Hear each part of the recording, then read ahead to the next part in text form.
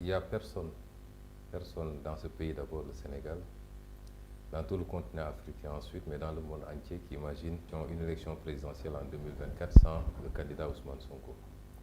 Et cette réponse est plus éloquente que toute autre. Monsieur Sonko, on le sait tous, le président Macky Sall n'a pas encore dit s'il allait briguer ou pas un troisième mandat. Et pourtant, on sent de la méfiance, même de l'anxiété au sein de l'opposition. Que craignez-vous exactement? Le débat n'est pas qu'est-ce que Macky Sall va dire. Macky Sall n'est qu'un citoyen parmi 17 millions de Sénégalais. Et quelle que soit sa fonction, qu'il ne doit qu'au peuple sénégalais, il est tenu par la même constitution que nous tous. Et cette constitution dit que nul ne peut faire plus de 2 mandats consécutifs. Ici, en 2012, le peuple s'était soulevé contre la troisième candidature de Abdoulaye Wade. Ça nous a coûté 12 vies humaines de jeunes Sénégalais et énormément de dégâts matériels. Et cela n'est plus admissible dans nos pays. Ces 2 mandats, à l'issue de ces 2 mandats, vous passez la main. On organise des élections libres, démocratiques, transparentes. Le peuple choisit qui il veut et la vie continue. On vous a beaucoup entendu parler récemment de la France et de la relation entre le Sénégal et la France. Nous ne sommes le précaré de personne. Nous sommes ouverts à travailler avec tout le monde. Nous ne sommes contre personne ni pour personne.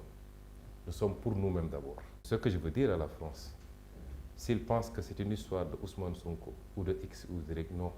C'est une histoire de la jeunesse africaine, des élites intellectuelles africaines. Celui qui l'a compris et qui se réajuste, parce que toute relation a besoin de réactualisation de temps en temps. Donc il faut réactualiser la relation. Il faut réactualiser la relation. Il faut la redémarrer. Et si la France l'a compris, il y a de très belles perspectives entre nous et la France. Mais si la France ne l'a pas compris, malheureusement, pensant que le ton et le comportement paternaliste qu'il y avait en temps pour continuer, ça risque de très mal se passer. Comme on le voit au Mali, comme on le voit au Mali, en Afrique centrale, en Centrafrique du moins, au Burkina Faso, ce qui n'est pas souhaitable. Nous disons toujours à nos amis, même burkinabés, maliens, etc., qu'il n'est pas souhaitable de rompre les relations. Il faut se retrouver autour d'une table et discuter, mais que chaque pays défende. L'Afrique a encore besoin de la France. L'Afrique a besoin de tout le monde et tout le monde a besoin de l'Afrique. La France, à elle seule, ne peut pas symboliser les relations de l'Afrique.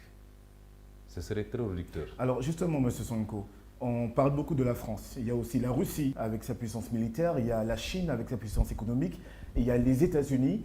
Comment voyez-vous, comment l'Afrique pourrait tirer des bénéfices de cette lutte des puissances internationales sur le continent?